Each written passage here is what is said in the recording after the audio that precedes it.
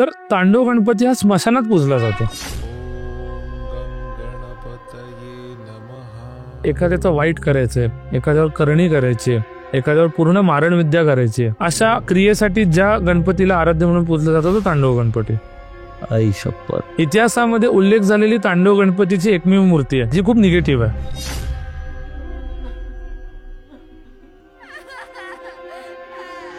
ती जिथेही गेली तिथे लोकांचं सत्यानाशच झाला.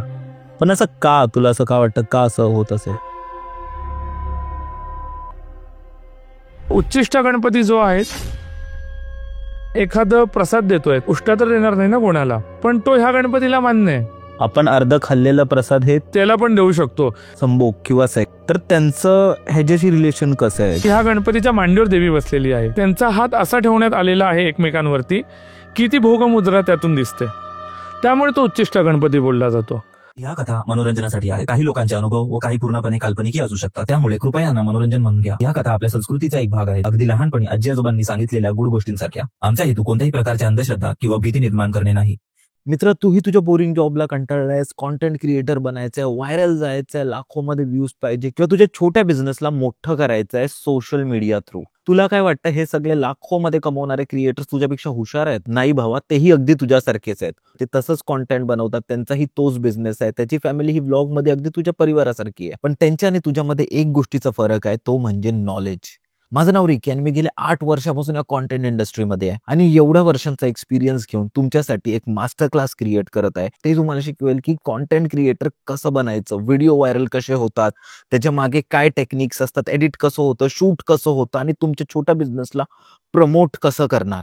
तर लवकरच आपला मास्टर क्लास येतोय. स्टे ट्यून्ड आणि सगळ्या अपडेटसाठी आपलं व्हॉट्सअप चॅनल आता जॉईन करा, डिस्क्रिप्शन मध्ये लिंक आहे. हॅलो, नमस्कार मंडळी, कसे आहात तुम्ही? स्वागत आहे तुमचं भंकसच्या एका नवीन एपिसोडमध्ये. आणि आजचा जरी एपिसोड नवीन असला तरी आपला जो पाहुणा आहे तो जुना आहे. आपण सिद्धेश आलाय आपल्या बरोबर. सिद्धेश भाई, कसा आहेस? भाई मजेत आहे, तू कसा आहे? मी पण एकदम छान आहे. आणि आपण ह्या आधी एक पॉडकास्ट रेकॉर्ड केले, 2 केलेले. येस. आणि त्यात तू बऱ्याच पुण्यातल्या गोष्टी सांगितल्यास, तुझ्या गोष्टी सांगितल्यास, आणि ते खूप भारी मिक्सचर होतं.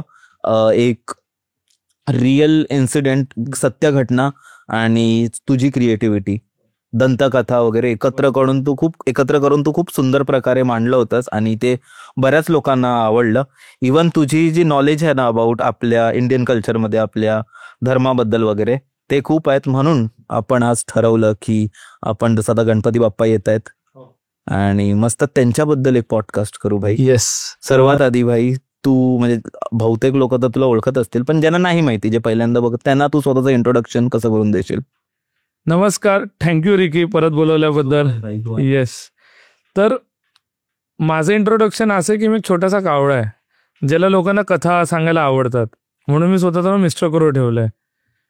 मागच्या वेळी मी गणपतीची एक कथा सांगितलेली होती जी तांडव गणेशाबद्दल होती, आणि आता आपले गणपती बाप्पा येत आहेत उंदरावर स्वार होऊन, तर त्यांच्याच रिलेटेड तंत्रसाधनेमध्ये, घोर आणि अघोर विद्येमध्ये काय काय गणपतीचे प्रकार आहे हे सांगायचं आपल्या ऑडियन्सला मी आज प्रयत्न करील.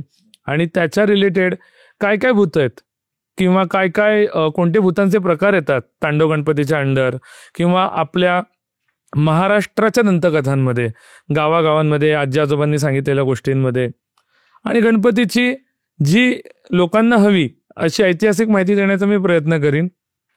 आणि हो, गणपतीचं नाव करून आपण श्री गणेशा करू या पॉडकास्टचं. येस. आणि भाई ह्या पॉडकास्टसाठी, या एपिसोडसाठी मी पर्सनली खूप जास्त एक्सायटेड आहे, कारण गणपती बाप्पा हे खूप जवळचे आहेत माझ्या, आणि आपण त्यांना नेहमीच असे क्यूट स्वरूपात येतात आणि ते खूप गोड असतात आणि मोदक खातात, आणि त्यांचा तो वाला रूप बघितलंय सगळ्यांनी.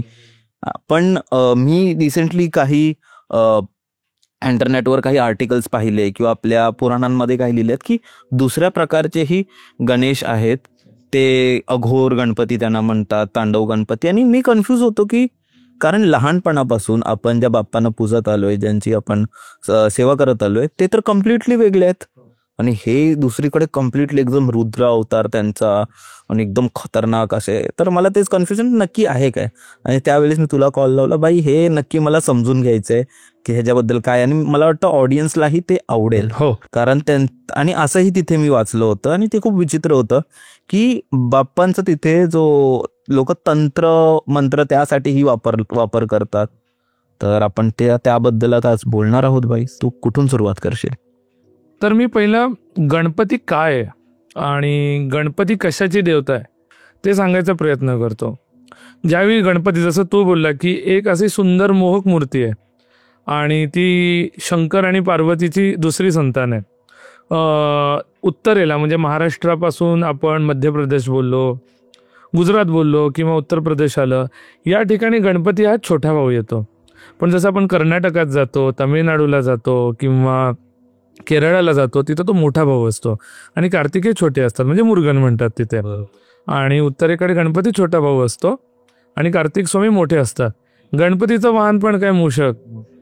आणि गणपती आता आपण जेव्हा कल्चरमध्ये बघतो त्यावेळी आपण त्याला मोदकाचा, लाडवाचा नैवेद्य देतो, बरोबर. उत्तरेकडे गणपती हा वैवाहिक स्वरूपात आहे, लग्न झालंय, सिद्धी रिद्धीचा नायक, ज्याच्या 2 बायका आहेत. पण दक्षिणेकडे गणपती हा ब्रह्मचारी आहे. जसे कार्तिकेय तिकडे आपल्याकडे उत्तरेमध्ये ब्रह्मचारी, तसे ते दक्षिणेमध्ये नाही आहेत. आणि गणपतीला ज्या ज्यावेळी आपण इमॅजिन करतो, ज्या ज्यावेळी आपण स्मरतो, तर कशासाठी स्मरतो? शुभता, संकल्पता, नवीन कार्याची जोड, सुरुवात, कलात्मक जो आविष्कार करत असतो, म्हणजे कला. 64 कलांचा नायक आहे गणपती. मग त्याच्यामध्ये गायन आलं, वादन आलं, नृत्य आलं, चित्रकला आलं, असे कथाकथन आलं. तर गणपती ह्याचा नायक आहे आणि गणांचा नायक सुद्धा, म्हणून तो गणपती आहे. म्हणजे शंकराची जी भुचं घेत आहेत त्यांचा जो नायक आहे तो गणपती आहे. कारण गणपती हे बुद्धीचं प्रतीक आहे. स्वतःच्या बुद्धीवरती विश्वास ठेवून कार्यांना सफलतेची जोड देणारा जो देव आहे तो गणपती आहे. म्हणूनच त्याला सरस्वतीचा मानसपुत्र देखील म्हटलं जातं, कारण गणपतीकडे विद्या आहे.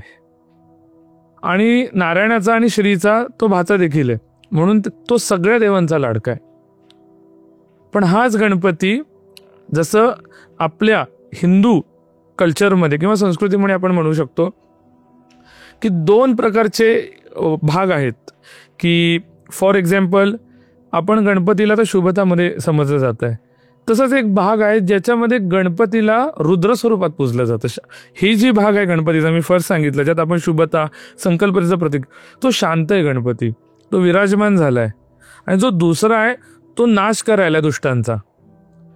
पण त्या तंत्रामध्ये असे काही प्रकार आहेत की ज्याच्यामध्ये असं समजण्यात येतं की तो गणपती अघोर तंत्रामध्ये पण वापरला जातो, स्मशान तंत्रामध्ये पण वापरला जातो. जसं शंकराचं मी सांगितलं होतं मागच्या पॉडकास्टमध्ये की तो तांडवतेचं प्रतीक आहे आणि काली आलं, जे तसंच गणपतीचं सेम आहे. मी ज्यावेळी बोललो की तंत्रामध्ये गणपतीचा जो उल्लेख आहे, ते तंत्र म्हणजे काय ते आधी सांगतो. आपल्या हिंदूंमध्ये पूजेची जी पद्धती आहेत, पूजेच्या ज्या पद्धती आहेत त्या 3 आहेत: यंत्र, मंत्र आणि तंत्र. बरं. यंत्र जे असतं त्याचा अर्थ असा आहे की ज्यावेळी आपली कुंडली आपण देतो ज्योतिषाला, त्यावेळी ते म्हणतात की हा ग्रह आहे, हे तुमच्यामध्ये प्रॉब्लेम दिसते किंवा हे तुमचं शुभ लक्षण आहे. गुरु आला, शुक्र आला, बृहस्पती आला, केतू आला, शनी आला, ज्यात ते कॅल्क्युलेटेड असतं, बरोबर. ते जे कॅल्क्युलेटेड असतं ते एका डायग्राम स्वरूपामध्ये किंवा चांदीचं आलं किंवा सोन्याच्या मध्ये ते एक प्रॉपर दिशादर्शक करून रेघांनी जे आखलेलं यंत्र असतं, किंवा ते आपण बनवलेलं जे साच्यात बनवलेले जो भाग असतो त्याला आपण यंत्र म्हणतो. ही यंत्राची आपण देवाला जेव्हा पूजा करायला जातो त्याला आपण महाराष्ट्राकडे टाक बोलतो. आपण टाक पूजले, खूप गोंधळी लोक येतात, त्या देवीचे टाक असतात, गणेशाचे टाक असतात, जे चांदीमध्ये घडवलेले असतात. त्या टाकांना देखील यंत्र समजलं जात असतं. तर त्याची जी पूजा असते ती यंत्राची पूजा. त्याच्यामध्ये श्री यंत्र येतं, लक्ष्मी यंत्र येतं, शंकराचं यंत्र येतं, नारायणाचं येतं, गणपतीचं येतं. हे शुभ स्वरूपात पूजलं जातं आणि अघोर स्वरूपात देखील पूजलं जातं. मणिमल्ला नावाचे जे दैत्य होते त्यांनी ज्यावेळी कालीला बोलवलं होतं त्यावेळी त्यांनी त्याच यंत्रात बांधलेलं होतं. जे त्यांनी स्मशानमध्ये यंत्र उपस्थित केलेलं होतं. त्याच्यामध्ये त्यांनी कालीचं उग्रता, क्रोध ह्याला बांधण्यात आलेलं होतं. हे झालं तंत्र. आता आपण मंत्रांमध्ये येऊ. मंत्र हे वेदांमध्ये श्रुतींद्वारे सुनावण्यात आले. मी याचं एक उदाहरण देईल छानसं, की रावण आणि रामाचं युद्ध आहे. आता तुम्ही रामाकडे बघितलं तर कसं वाटेल की अरे किती शांत आहे, सोज्वळ आहे, लोकांचा राजा आहे, देवासमान, असा राजा जो देवासमान झाला, नारायणाचं स्वरूप आहे. तर तो जर शंकराची आराधना करत असेल तर तो कसं करेल? नमामि शमीशान निर्वाण रूपम विभो व्यापकम ब्रह्मवेद स्वरूपम. तुम्ही ज्यावेळी हे ऐकलं त्यावेळी तुम्हाला काय वाटलं? रे किती शांत आहे, छान आहे. पण तोच रावण आला. जटाटवी गलत जलत प्रवाह पावित स्खले गले वलंब लंबिता भुजंग तुंग मालिका. असं वाटते की ढगांमध्ये गडगडाट होतोय. डमट डमट डमट डमट निनादवट डमरवयम चकार चंड तांडवम नमन नम शिव शिवम. ज्यावेळी तुम्ही हे ऐकता त्यावेळी वाटते हो कोणतरी राक्षसराज हे गाणं गातो शंकराच्या स्तुतीसाठी. हे झाले मंत्र त्यांना बोलवण्याचे. म्हणजे ओम गणेशाय नमः, ओम नारायणाय नमः, ओम हनुमंतये नमः, या मंत्रांद्वारे देवांचं आवाहन केलं जातं. ओम सूर्याय नमः.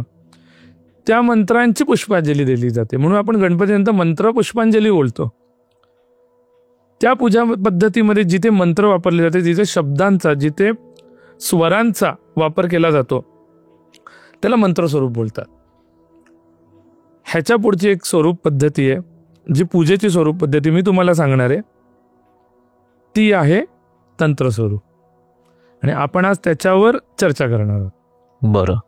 तर मी जे सांगितले तंत्र म्हणजे काय, कुसुमाग्रजांचं एक चांगली कवितेतले वाक्य आहे की ही शुद्र बाहुली कोण करी निर्माण, बेताल नाचवी सूत्रधार हा कोण.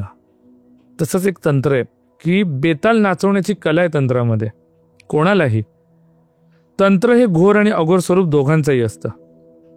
या तंत्राचे अनेक प्रकार आहेत. त्या तंत्रामध्ये काही गणेशाच्या पुढचे प्रकार आहेत जे वेदांमध्ये, पुराणांमध्ये उल्लेख केलेले आहेत, ते मी सांगेल. पण त्याच्यात जे तंत्र आहेत कोणते कोणते ते मी सांगण्याचा प्रयत्न करतो. तर तंत्रांचे आहेत 7 प्रकार. एक येतो वेदाचार, जो पहिला प्रकार आहे. ह्यामध्ये काय केलं जातं तर वेदाचारामध्ये वेदांची पूजा केली जाते. मग कोणते वेद? तर 4 वेद आहेत आपल्याकडे. ऋग्वेद आहे, यजुर्वेद आहे, सामवेद आणि अथर्ववेद आहे. ऋग्वेद, यजुर्वेद, सामवेद आणि अथर्ववेदमध्ये श्रुतींद्वारे वेद ऐकवले जातात. वेद हे लिखित स्वरूपातील नव्हते, वेद हे ऐकवण्यात आलेले होते. जसं मी तुम्हाला सांगितलं श्रुती, जसं तर रावणाचं आणि रामाचं सांगितलं की तुम्हाला शब्दांद्वारे ते समजलं गेलं, ते पाठ होत गेले. कारण यमकांची आली किंवा स्वरांची आली किंवा शब्दांची अशी रचना करण्यात आली की ते लोकांना अवगत होतील आणि सहजरित्या समजतील. तर वेदांमध्ये ही जी पूजेची सोपी पद्धत आहे, ज्याच्यामध्ये तुम्ही नियमाने, धर्माला अनुसरून पूजा करतात, ते सांगण्यात आलंय. ह्याच्यामध्ये जे सामवेद आहे त्याच्यामध्ये गायन केलं जातं, ज्याचा अधिष्ठाता आपला गणपती. बरं. आणि जो अधिष्ठाता गणपती आहे त्याच्याद्वारे मग इथे मंत्र देखील येतात. मग त्याच्यामध्ये मंत्रपुष्पांजली आली, अथर्वशीर्ष आलं गणपतीचं, किंवा तर आपण आरती आली. असा काही अर्थ नाही आहे की आपण संस्कृतमध्येच बोलावं. मराठीमधील देखील आपल्या गणपतीच्या कितीतरी आरत्या आहेत. बरोबर. मग त्याच्याद्वारे केलेली स्तुती ती म्हणजे वेदांमध्ये जो वेदाचार सांगितलाय ती करण्याची पूजा पद्धत. तंत्रामधील जी पुढची पूजा पद्धत आहे वेदाचारानंतरची, ती आहे वैष्णवाचार. वैष्णवाचार काय आहे तर वैष्णवमध्येच नाव आलंय विष्णू. विष्णू कशाचं प्रतीक आहे? पालन करता येतो, पालक आहे, तो पॅरेंट आहे आपला. ब्रह्माने युनिव्हर्स क्रिएट केली, विष्णूने ती सांभाळली, आणि शिवा तो डिस्ट्रॉय करतो. तर वैष्णवाचारामध्ये तेच आहे की गृहस्थाश्रमाला जे काही उपयुक्त आहे अशा पद्धतीत पूजा करणे, कोणाचे वाईट न चिंतणे, सगळ्यांचा म्हणजे सगळ्यांचं भलं व्हावं, त्याबरोबर माझंही भलं व्हावं असं विष्णूला सांगणे, आणि कन्स्ट्रक्टिव्ह पूजा करणे म्हणजे कन्स्ट्रक्टिव्ह कार्यासाठी पूजा करणे, हे वैष्णवचार झालं. आता आपण येऊ शैवाचाराकडे. शंकर, जसं मी सांगितलं, गॉड ऑफ डिस्ट्रक्शन. शंकरचारमध्ये असं आहे की धर्माला प्रोटेक्ट करण्यासाठी केलेली पूजा. आणि धर्माच्या कोण विरोधात जाईल त्याचा नाश करणे, हे शंकराचारमध्ये येते. शंकराचारमध्ये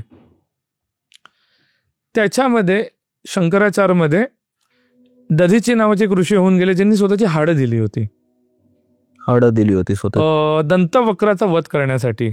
सो ते दधीची नावाचे जे ऋषी होते ना, त्यांनी स्वतःला जाळलं, कारण त्यांची जी हाडं होती त्याला शंकर महाराजांनी वरदान दिलेलं होतं की तुझी हाडं वज्राची होतील, तुमची हाडं वज्राची होतील. सो ज्यावेळी दंतवक्राचा वध करायचा होता त्यावेळी इंद्राचं जे वज्र आहे ते तिथून आलंय.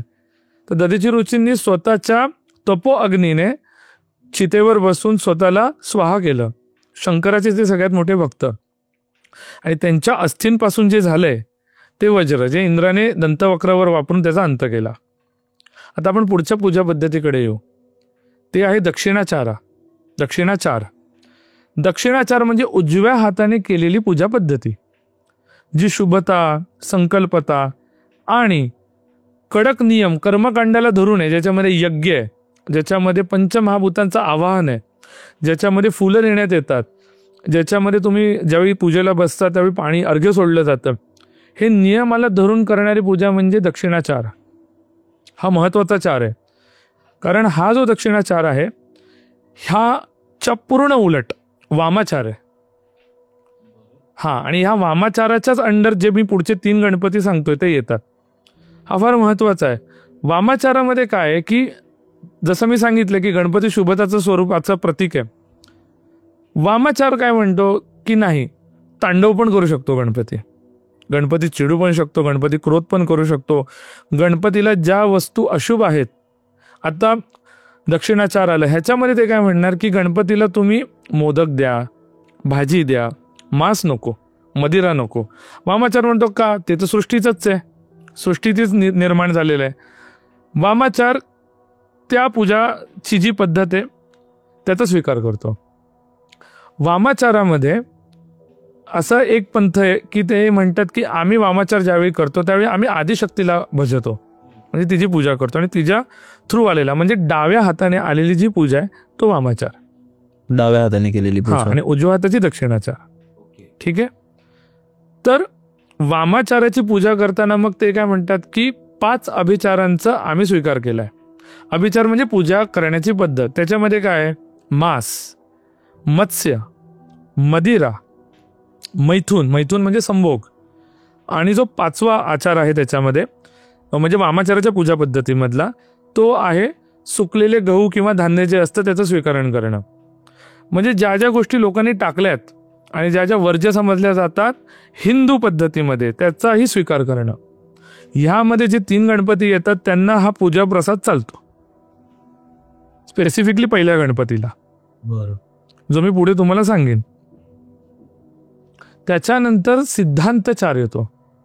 ही जी आचार करण्याची म्हणजे हा जो आचार आहे पूजेचा तो करण्याची जी पूजा पद्धती आहे सिद्धांतचार म्हणजे काय की सिद्ध साधूच हे करू शकतात, ज्यांची कुंडलिनी जागृत झाली आहे, आणि जे सिद्ध एखादी पूजा करायला, ज्यांचं दक्षिणाचार पण केलं आणि वामाचार पण केलंय, आणि त्यांना माहिती आहे की आता पुढे कशी ती पूजा पद्धती करायची, ज्यांच्या स्वतःच्या आत्म्यावर नियंत्रण आहे, ते ही पूजा पद्धती स्वीकारू शकतात. ही अवघड प्रकारची पूजा पद्धती आहे.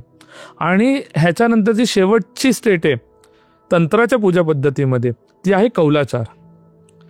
कौलाचार म्हणजे काय की आता आपण म्हणतोय की ड्युएलिटी म्हणजे 2 स्त्री आणि पुरुष, त्याच्यातून एकच कोणतरी आहे, म्हणजे स्त्री पुरुष वेगळे नाही आहे, ती एकच शक्ती आहे. जसं शंकराने नटराजाचं स्वरूप घेतलं की अर्धनारी नटेश्वर, तसं की हे विश्वची अवघे माझे घर ते एक आहे, अहम ब्रह्मासी, जे शंकराचार्यांनी सांगितले ते कौलाचार. पण ही स्थिती ज्यावेळी तुम्हाला प्राप्त करायची असेल तर तुम्हाला वामाचारामध्ये दक्षिणाचारामध्ये सिद्धी प्राप्त व्हायला पाहिजे, स्पेसिफिकली वामाचारामध्ये, कारण तिकडे तुम्ही भैरवी आणि शंकर दोघांचीही पूजा करतात, त्यांना भजतात आणि त्यांना एक म्हणून बघतात. सो तेवढं जर तुमचं ज्ञान असेल, तुमची कुंडलिनी स्ट्रॉंग असेल तरच ते होतं. सो वामाचार आणि दक्षिणाचार या 2 पूजा पद्धती, त्याच्यामध्ये या 5 पूजा पद्धतींचा समावेश केला जातो तंत्रामध्ये, जे तुम्ही तंत्र साधना करतात. आता तंत्र साधनेच्या मेन पार्टमध्ये येऊ की का मी हे सांगितलं, कारण ह्या तंत्र साधनेमध्ये 3 गणपतींचा उल्लेख आहे स्पेसिफिकली जे महत्त्वाचे. असे खूप गणपती आहेत, पण मी 3 गणपतींचा इथे उल्लेख सांगतोय. त्यापैकी जो पहिला गणपती आहे तो आहे हेरंब गणपती, दुसरा गणपती आहे तो आहे उच्चिष्टा गणपती, आणि तिसरा गणपती आहे तो आहे तांडव गणपती. आपण हेरंब गणपतीपासून चालू करू की तंत्रसाधनेमध्ये हा गणपती का सांगण्यात आलेला आहे, वर्तवण्यात आलेला आहे. ठीक आहे. तर हेरंब गणपती हा असा गणपती आहे जो उग्रताचा आणि युद्धावर गेलेला जो गणपती आहे त्याचं स्वरूप आहे. हा गणपती सिंहावर आरूढ झालाय. सिंह कोणाचं वाहन आहे तर दुर्गेचं, म्हणजे ह्यांनी आईकडून तो सिंह घेतलाय. सिंह हे उग्रतेचं क्रूरतेचं स्वरूप आहे जो त्याच्या शत्रूंना मारताना उग्रतेने मारतो आणि क्रूरतेने मारतो. हिंसक आहे तो सिंह. म्हणून हेरंब गणपती देखील त्याचंच एक प्रतीक आपण समजू शकतो की तो त्यांचा शत्रूचा विनाश हिंसकतेने करतो. हेरंब गणपतीच्या शब्दाची आपण आता फोड करू. तर हे अधिक रंब म्हणजे हे रंब, हे या शब्दाचा अर्थ असा आहे संस्कृतच्या भाषेनुसार की दुर्बळ. हे म्हणजे दुर्बळ आणि रंभ म्हणजे त्यांचं रक्षण करणारा, दुर्बलांचं रक्षण करणारा. दुर्बळांचं रक्षण करता म्हणजे हेरंब गणपती. हेरंब गणपतीला 5 मुख आहेत, 4 मुख वेगवेगळ्या दिशांना, आणि त्याच्या डोक्यावरती आणखीन एक डोकं आहे जे वरती बघतंय ते 5वं मुख. हेरंब गणपतीचा रंग हा एकतर पांढरा असावा पुराणांनुसार किंवा सोनेरी पिवळा असावा. हेरंब गणपतीला जी 5 मुख आहेत ते कोणाचं तुम्हाला दर्शन घडवू शकतं तर शिवाचं. शिवाचे जे 5 गुण आहेत किंवा 5 देवता आहेत ज्याला शिवा रिप्रेझेंट करतो त्याच्या पिंगला शक्तीनुसार, म्हणजे विष्णूची जी शक्ती आहे ती कुंडलिनी शक्ती आहे. शिवाची जी आहे इडा पिडा पिंगला. पिंगला जी शक्ती आहे शिवाची, ती पिंगला शक्ती ज्यावेळी आपण बोलतो ना शंकराला त्रिनेत्र आहेत, तर 3रं नेत्र खोलल्यावर जी ऊर्जा येते ती पिंगला शक्ती शिवाची. त्यामध्ये जे 5 प्रकार आहेत ते जे शक्तींचे 5 प्रकार आहेत ते हेरंब गणपतीचे 5 मुख आहेत. सो हेरंबाची जी 5 मुख आहे ते शिवाच्या पैलूशी जी संबंधित आहे त्यापैकी ईशान, सद्योजात, वामदेव, अघोरा आणि प्रवर्तक या पैलूंशी निगडीत आहे. हेरंब गणपतीचा उल्लेख कोणत्या पुराणांमध्ये आढळतो तर स्कंद पुराण आलं, वैतर्तक पुराण आलं, त्याच्यानंतर मुद्गल पुराण आलं. अशा पुराणांमध्ये हेरंब गणपतीचा उल्लेख आढळतो. हेरंब गणपती हे विद्वत्तेचं आणि विध्वंसाचं दोघांचंही प्रतीक आहे. तंत्रसाधनेमध्ये ज्यावेळी हेरंब गणपती येतो त्यावेळी हेरंब गणपतीचा मात्र जो वापर केला जातो चांगल्या कामांसाठी तो तंत्राद्वारे केला जातो, पण कधी कधी हेरंब गणपतीचा वापर अघोर तंत्रासाठी देखील केला जातो. घोर आणि अघोर, जे अघोर तंत्र आहे हेरंब गणपतीमध्ये त्याच्यामध्ये ज्या काळ्या जादूमध्ये ज्याला अभिचार, वाईट अभिचार म्हटलेला आहे, अशा विद्यांचा त्याच्यामध्ये समावेश केला जातो. ज्यावेळी उच्चिष्ट गणपतीची मी माहिती देईल त्यावेळी मी तुम्हाला ते अभिचार पण सांगेल की उच्चिष्ट आणि हेरंब गणपतीची पूजा करताना ज्यांना एखाद्याचं वाईट करायचं आहे ते हेरंब गणपती आणि उच्चिष्ट गणपतीची पूजा करताना त्या अभिचारांचा वापर करतात. म्हणून हेरंब गणपती आणि उच्चिष्ट गणपती जो मी पुढे सांगणार आहे हे या तंत्रसाधनेमध्ये अघोर म्हणून देखील पूजले जातात. जे तू बोललास हेरंब गणपती, ह्यांना पण नक्की म्हणजे काय असतं, ह्यांना आपण कसं, एक डेफिनेशन काय यांची? तर जसं तुम्हाला विचारलं हेरंब गणपती काय असतो, तर हेरंब गणपती हा पंचमुखाचा म्हणजे 5 डोके असलेला गणपती आहे जो सोनेरी पिवळ्या रंगाचा किंवा पांढऱ्या रंगाचा असतो. सिंहावर आरूढ झालेला असतो. कुठे कुठे तो उंदरावर देखील आरूढ असलेला दाखवतात, स्पेसिफिकली नेपाळमध्ये की तो उंदरावर आरूढ झालाय, पण तो युद्धच्या मुद्रेमध्ये, युद्ध करण्याच्या मुद्रेमध्ये, म्हणजे उग्र आहे, तामसी स्वरूपाचा आहे. हेरंब गणपतीला 10 हात असतात. तो सिंहावर आरूढ असलेला असतो आणि 5 मुख. 10 हातामध्ये त्यांनी काय काय हातामध्ये धरलेलं असतं, तर एका हातामध्ये त्यांनी दंत धरलेलं असतं, म्हणजे दात, त्याचा तुटलेला दात. गणपती हा एकदंत आहे. परशुरामांशी ज्यावेळी त्याचं युद्ध झालं त्यावेळी परशुरामांनी त्याच्यावरती त्यांचा फरसा परशु चालवला, त्यामुळे त्याचा एक दात तुटला, म्हणून त्याला एकदंत म्हणतात. सो तो तुटलेला दात एका हातामध्ये मुदगर आहे, 3 डोकी असलेला. मुदगर म्हणजे काय, तर हातोडा, ज्याला 3 डोकी आहेत. त्याच्यानंतर काय, तर फरसा, परशु. एका हातामध्ये त्याच्या जो 4था हात येतो त्याच्यामध्ये काय, तर हार आहे, म्हणजे सोन्याच्या फुलांचा हार आहे. एका हातामध्ये फळ आहे. एक हात अभयमुद्रा म्हणजे मी तुमचं रक्षण करेल असा असलेला. एक हात वरद मुद्रा म्हणजे मी तुम्हाला वरदान देईल असा आहे. काही हातांमध्ये काही शस्त्र आहेत, काही हातांमध्ये धान्य आहे. तर असा जो गणपती आहे तो हेरंब गणपती, जो दुर्गेचा सिंह वर आरूढ होऊन युद्धाला जातो, असा हा हेरंब गणपती. आणि भाई मग तू दुसरा जे बोलत होतास की दुसरे प्रकारचे जे गणपती असतात, उच्चिष्ट गणपती त्यांना आपण म्हणतो, तर ते काय असतात? उच्चिष्ट गणपती हा आणखीन एक तंत्रशास्त्रानुसार जो आहे की दोन्ही तंत्रांमध्ये, घोर आणि अघोर तंत्रामध्ये ज्याची पूजा केली जाते किंवा विधी केली जातात, आणि वामाचारानुसार ज्याची पूजा पद्धती, जे मी आधीच सांगितलं होतं वामाचार काय असतो. उच्चिष्ट म्हणजे काय, तर उरलेले आणि वाळलेले जे काही असते, जे फेकलंय त्याचा जो अधिष्ठाता आहे, त्याच्यापासून जो तयार झालाय, त्याचा जो स्वीकारण करतो तो गणपती. म्हणजे जे गोष्ट आपल्याला नको आहे, जे समाजाने टाकलंय, जेवण झालं किंवा कोणतीही गोष्ट झाली, मग ती मदिरा असो काही असो, तर ज्याला तो ऍक्सेप्ट करतो, ज्याला तो आपलंसं करतो, तो उच्चिष्ट गणपती. हो, आणि जो उच्चिष्ट गणपती आहे त्याची सोनी डावीकडे आहे. ह्याचा अर्थ असा की तो वामाचाराच्या पद्धतीचा, जो वामाचार पद्धतीची जी पूजा आहे त्याचं स्वीकारण करतो. डाव्या हाताची पूजा, डाव्या साईडला त्याची सोंड आहे. हो बरोबर, डाव्या हाताची पूजा. येस, जी डाव्या हाताने आपण जी पूजा केली जातो ती म्हणजे वामाचाराची पूजा, आणि त्या पूजेचं जे स्वीकारण पद्धती आहे ती हा उच्चिष्ट गणपती करतो. हा उच्चिष्ट गणपती कसा आहे, तर हा बसलेल्या मुद्रेमध्ये, ज्याच्या एका मांडीवरती देवी बसली आहे, ज्याला 6 हात आहेत, आणि एका हाताने त्यांनी देवीला कवटाळले, दुसऱ्या हातामध्ये त्याच्या जपमाळे, तिसऱ्या हातामध्ये त्याचे निळ्या रंगाचे नीलकमल आहेत, निळ्या रंगाचे कमल आहेत, चौथ्या हातामध्ये त्याच्या वाळलेल्या औषधी वनस्पती आहेत, 5वा जो हात आहे त्याच्यामध्ये डाळिंब आहे, डाळिंब आपलं जे फळ आहे, आणि 6वा जो हात आहे तो मुद्रेमध्ये आहे वरदानच्या. ठीक आहे, तसा हा उच्चिष्ट गणपती.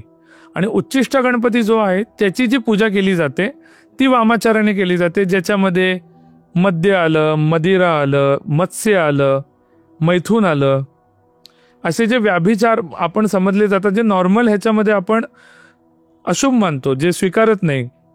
किंवा मग फॉर एक्झाम्पल आता आपण एखादं प्रसाद देतोय तर तो आपण उष्ट्या तर देणार नाही ना कोणाला, आणि देवाला तर अजिबात नाही, पण तो ह्या गणपतीला मान्य आहे. उष्टप्रसाद त्याचा मी स्वीकारण करेल. आपण अर्ध खाल्लेलं प्रसाद हे त्याला पण देऊ शकतो. त्याच्यामध्ये भावना काय आहेत, भावना चांगल्या आहेत, पूजा करण्याच्या आहेत.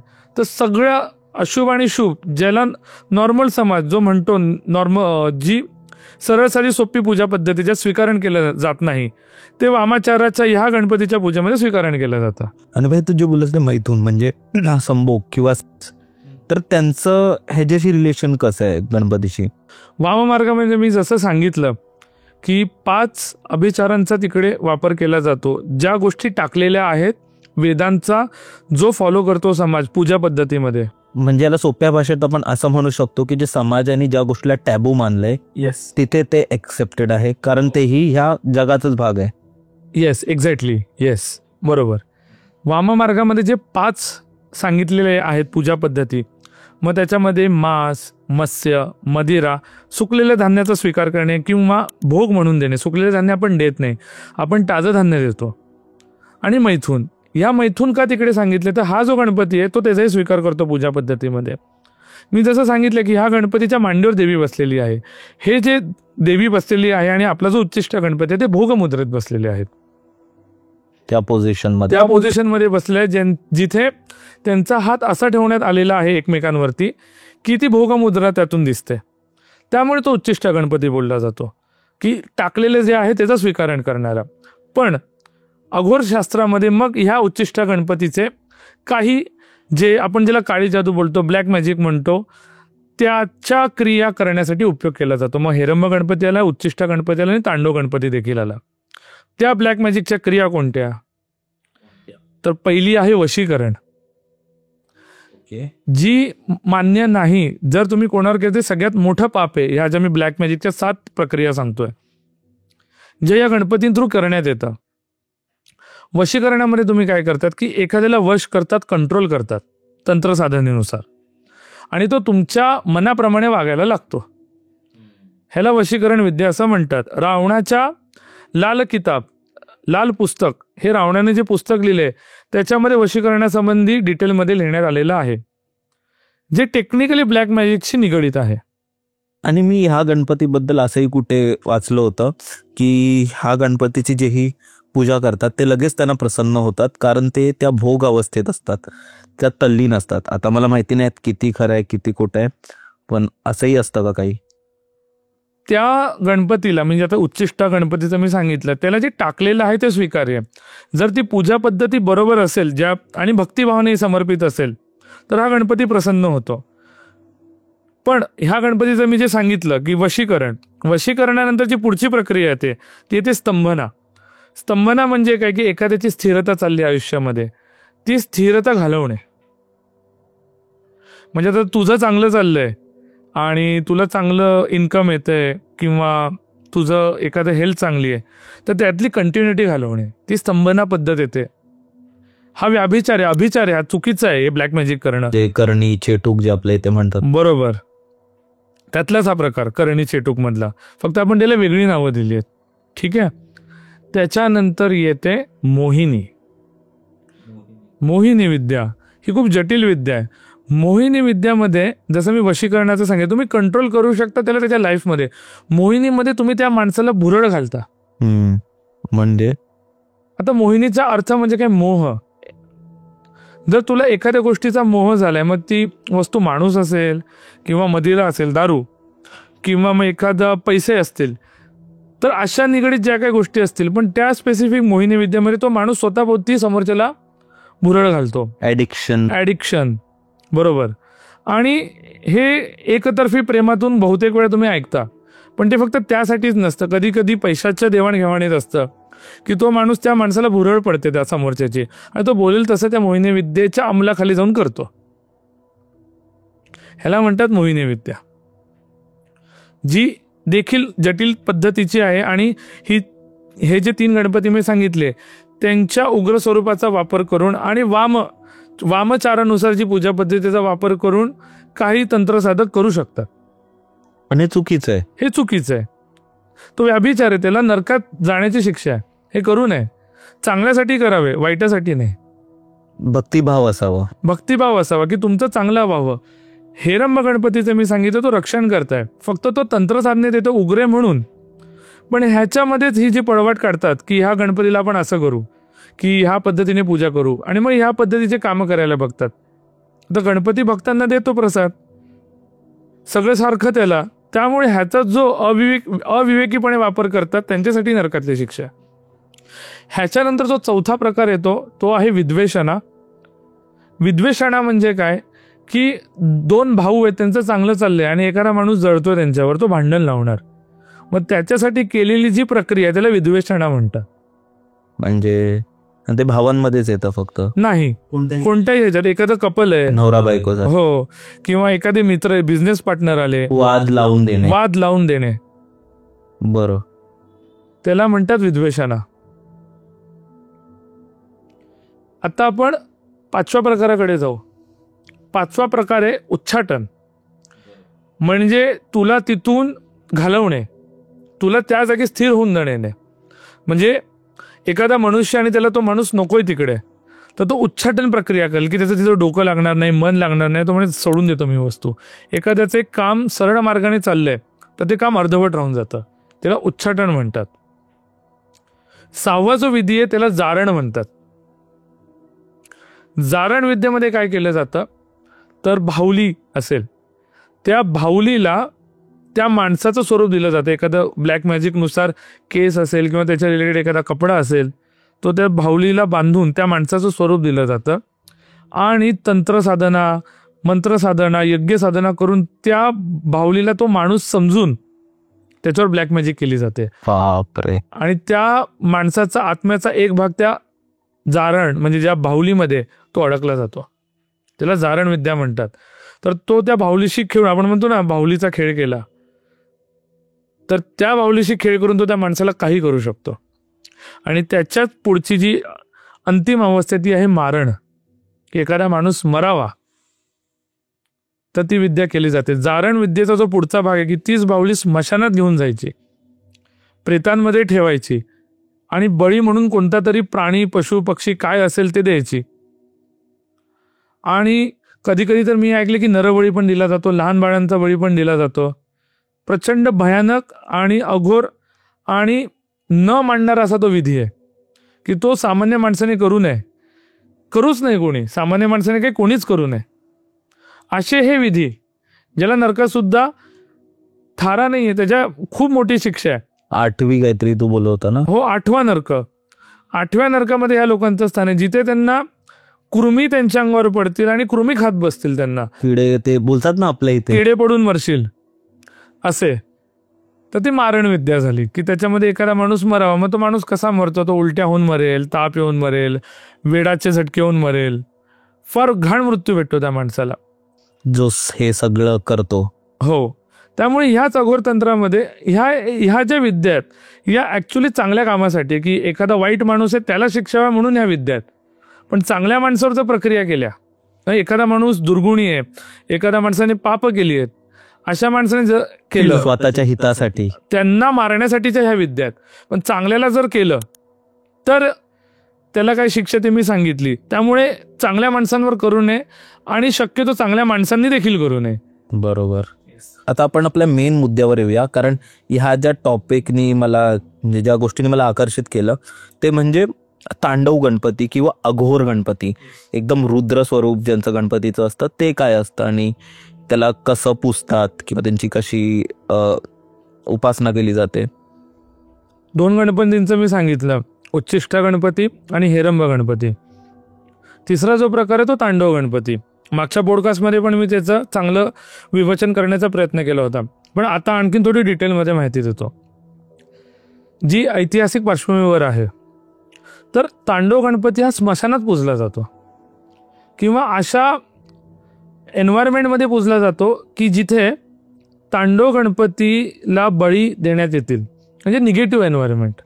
बळी देण्यात येतील. ते नरबळी असतील, लहान मुलांचे बळी असतील, किंवा मग त्यात नीलकांती यज्ञ. नीलकांती म्हणजे काय की प्रेतांच्या मध्ये बसून, बळी दिलेल्या प्रेतांच्या मध्ये बसून तो यज्ञ करणे आणि त्याच्या रक्ताचा घोट आपल्या इष्टाला देणे. फार डार्क येते आणि ते एवढं डार्क आहे की आता मी सांगायला चालू करतो, तुलाच एक अंदाज येईल की काय तांडव गणपती हा प्रकार.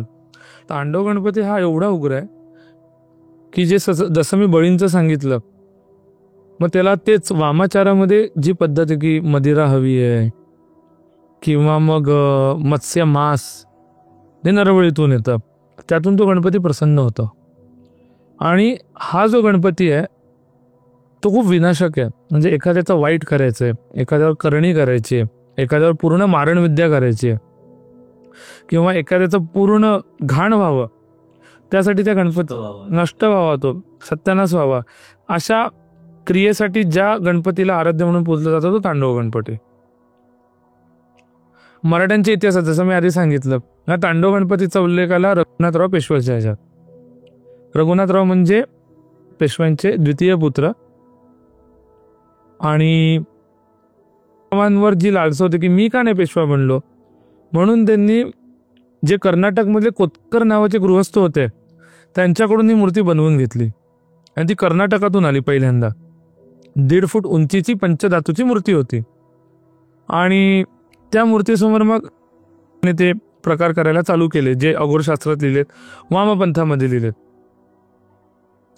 पुढे ती गणपती जशी 1773ला माधवराव गेले आणि ते टीबीने वारले, तर ह्याच मूर्तीला ते कारणीभूत समजलं जातं की त्यांची हेल्थ जी खाली झाली, म्हणजे बिघडायला लागली, ती या गणपतीमुळे असं समजलं. पूजन त्याने केलं, पूजन केलं ते शनिवारवाड्याच्या तळघरात. शनिवारवाड्याच्या तळघरात ह्या गणपतीचं पूजन होत होतं. पण पुढे मग निजामावर स्वारी झाली, त्यामुळे ती गणपतीची मूर्ती हरवली गेली. मग ती त्यांचे जे हेल्पर होते, शेणगीकर नावाचे गृहस्थ, त्यांनी ती शेणगी गावात घेऊन गेले. आणि जसं मी मागच्या पॉडकास्टमध्ये सांगितलं, त्या मूर्तीचा प्रवास खूप मोठा झाला. पण इतिहासाच्या पानांमध्ये अशी दखल आहे की 1792 साली कारखानीस नावाचे गृहस्थ होते, म्हणजे पेशव्यांच्या दफ्तरात होते, परत ती त्यांच्याकडे आली. आणि पुढे पुढे पुढे पुढे ती मूर्ती 1818ला मग एका सरदाराकडे गेली. मग पुढे ग्वाल्हेरला ती सापडली 1792च्या टायमाला. आणि मग मुंबईमध्ये ती परत आली, कारण तिकडून ती मूर्ती बोलली की नको आहे. मध्ये कुलकर्णी नावाचे ब्राह्मण होते, जसं मी सांगितलं, जे ती मूर्ती जुन्नरला ब्राह्मणवाड्याला घेऊन गेले. त्यांचा मुलगा कसा मेला, कारण त्या मूर्तीमध्ये तंत्रसाधना करून इतकी निगेटिव्हिटी आलेली होती की ती मूर्ती कुठेही जाओ, ती मूर्ती वाट लावायची त्या माणसाची, एवढी ती निगेटिव्हिटी होती त्या मूर्तीमध्ये. पुढे ती जी मूर्ती होती जी मोघेंकडे आली होती, त्यांच्यामध्ये त्यांचा मुलगा वेडा निपजला. त्यांच्या घरामध्ये, हे 1938चं आहे, तो मुलगा वेडा निपजला. त्यांच्या घरामध्ये भाऊबंदकीचे भांडणं झाली. मग त्यांची जी गुरुभगिनी होती, तिने ती मूर्ती त्यांनी कामत नावाची जी त्यांची गुरुभगिनी होती, बहीण होती, त्यांना दिली. आणि त्यांचा पती मेला त्यामध्ये. नाही हो करत करत करत ती आता शंकराचार्यांना त्यावेळी देण्यात आली. त्याच्यात 2 प्रतिकृती पाठवण्यात आल्या. त्यातली जी प्रतिकृती होती ती ठेवण्यात आली आणि ती म्हटली, ही मूर्ती अशा ठिकाणी ठेवा जिथून कोणाला त्रास देणार नाही. शेवटची मूर्ती मद्रासमध्ये चेट्टियार नावाची स्ट्रीट आहे, तिथे अय्यंगार मठामध्ये ती होती. त्याच्यानंतर हे 2008चं सांगतोय. त्या मूर्तीचं आपल्याला ठाव ठिकाणा नाही. इतिहासामध्ये उल्लेख झालेली तांडव गणपतीची एकमेव मूर्ती आहे, जी लोकांना माहिती आहे की ती होती, ती आहे आणि ती असू पण शकते, जी खूप निगेटिव्ह आहे. ती जिथेही गेली तिथे लोकांचा सत्यानाशच झाला. आई शपथ. पहिल्यांदा म्हणजे असं मी बघतोय की जिथे एखाद्या देवाची मूर्ती जाते आणि तिथे लोकांचं चांगलं नाही तर वाईट घडतंय, त्यांच्यावर वाईट होतंय. पण असं का, तुला असं का वाटतं, का असं होत असेल? कारण तांडव गणपती हा तंत्रसाधनेत बनवलेला गणपती होता. ज्यावेळी रघुनाथराव पेशवे त्याची पूजा करत होती, ती निगेटिव्हिटीने करत होते, की दुसऱ्याचं भलं चिंतत नव्हते ते. त्याचमुळे तू विचार कर ना की इतक्या लोकांकडे ती फिरली. आता जो कुलकर्णी नावाचा ब्राह्मण होता, 1792 नंतर त्याच्याकडे मूर्ती आली. त्याच्या मुलाला क्षयरोगाची बाधा झाली होती, ती जावी म्हणून. पण तो मुलगा पण नंतर वेडा होऊन मेला. आणि त्या गणपतीने त्यातून त्याला वाचवलं, म्हणजे निगेटिव्ह केलं त्यांनी, निगेटिव्ह गोष्टीची पूजा. तर त्या गणपतीने त्याला पॉझिटिव्ह दिलं की मुलाला त्या क्षयरोगातून बाहेर काढलं, पण वेडा बनवलं, त्यापेक्षा मोठी किंमत चुकावी लागली. तर तेच आहे ना की काळ्या जादूचे असे दुष्परिणाम आहे, साईड इफेक्ट्स आहेत. नंतर ते कुलकर्णी पण हत्या केली पिंपळाच्या झाडाखाली. मग पुढे ती खूप जण, आता मोघेंकडे पण जी मूर्ती आलेली होती, त्यांना गणपतीच्या मूर्ती स्वारस्य होतं, त्यांच्या मनात काही पाप नव्हतं. पण इतकी निगेटिव्हिटी, म्हणजे दरवेळी त्या मूर्तीमुळे जे कोण मेलेत ते पण त्या मूर्तीशी रिलेटेड होत गेले, बळी देण्यात आले. त्याच्या ज्या आलेल्या निगेटिव्हिटी आहे, म्हणजे कोणत्याही माणसाचा किंवा प्राण्याचा तुम्ही बळी देताय, म्हणजे त्या माणसाचा जीव जातोय अरे त्यात. सो तो जो घाबरापणे जीव जाण्याच्या आधीचा, ती निगेटिव्हिटी कॅच करत गेली ती गणपतीची मूर्ती. त्यामुळे जिथे गेलं तिथे तो सत्यानाश झाला. त्यामुळे तंत्रसाधनेमध्ये वामाचार हा शुभ प्रकार आहे, ती पूजा करायची पद्धत आहे.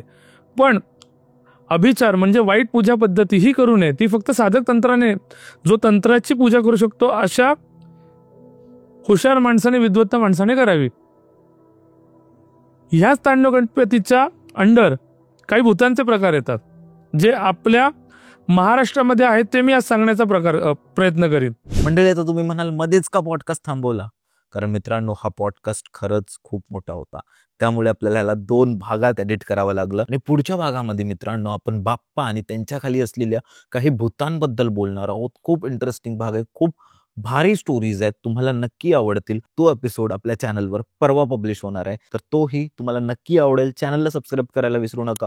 व्हिडिओमध्ये कमेंट करा कसं वाटलं तुम्हाला, आणि तुम्हाला अशा टाईपचे अजून कोणते गेस्ट बघायला आवडतील, कोणत्या टॉपिकवर तुम्हाला अजून असे पॉडकास्ट ऐकायला आवडतील, खाली कमेंटमध्ये सांगा. आणि जर तुमच्याकडे अशा कोणत्या गोष्टी असतील तर डिस्क्रिप्शनमध्ये गुगल फॉर्मची लिंक असेल, ती नक्की भरा आणि आपण हे सोबत पॉडकास्ट करू. पण जाण्याच्या आधी मित्रांनो, पुढच्या एपिसोडमध्ये काय आहे याची छोटीशी झलक बघा. ह्याच तांडव गणपतीच्या अंडर काही भूतांचे प्रकार येतात, संबंध भूत पिशाच ईर किंवा बीर. तर ही जी सगळी भूतं आहेत ती तांडव गणपतीला आपलं इष्ट म्हणतात. हे अघोर स्वरूपातले येतात कारण त्यांचे आत्मे अतृप्त आहेत. डाकिणी सुंदर स्त्रीच्या वेशामध्ये फिरत असते, तर ती पुरलेली बाळं उकरून खाते.